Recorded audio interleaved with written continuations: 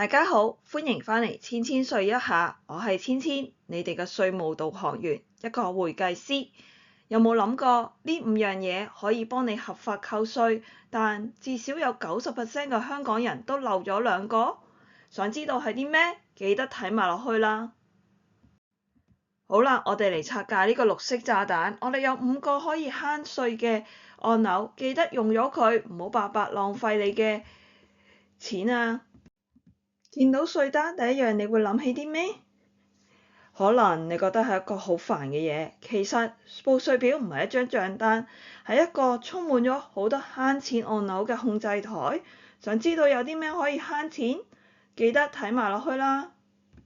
90% 嘅香港人至少都報漏咗2樣嘢，漏報1樣就唔見咗幾千蚊，直白咁送錢俾稅局使。嗰5大慳稅武器就係強積金、自願醫保、個人進修、延期年金同埋慈善捐款。強積金係最基本嘅武器，每年最高可以扣1,800蚊，其實係自動有㗎，但係你要記得識填落去喎。第2個武器就係自願醫保，每人其實會有8000蚊，同埋佢有一個隱藏疊加機制㗎。點樣隱藏玩法？就其實可以幫你父母、幫你兄弟姊妹嚟買，咁變相就可以由8000蚊增加到去到24000蚊㗎啦。第3樣武器，個人進修開支上限係10萬蚊，唔單止可以提升你喺職場上嘅技能，為你將來升職加人工做準備，仲可以幫你慳到稅添。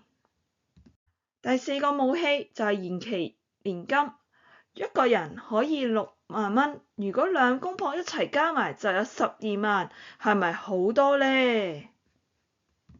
第5樣就係慈善捐款，滿100蚊就可以扣除，但係必須要交俾政府認可嘅慈善機構。不過有一個好重要嘅規則，就係記得要保留數據啦。如果唔係，稅局抽查嘅時候冇單就前功盡廢㗎啦。好，我哋嚟一個總結，我哋嘅納稅人最強嘅武器庫，強積金18K， 自願醫保每人8K， 個人進修10萬，延期年金一個人6萬，慈善捐款冇上限，但係至少要滿100蚊，仲要保留實體收據。我哋嚟睇下呢個圖，當你少少咁扣埋佢之後，你就可以減少到你需要交個稅款，亦都可以拯救咗你嘅財富。好，今集就嚟到呢度。如果大家有咩稅務問題，可以喺下低留言，仲要記得 like 同 subscribe 我嘅頻道。多謝晒，我哋下次再見啦。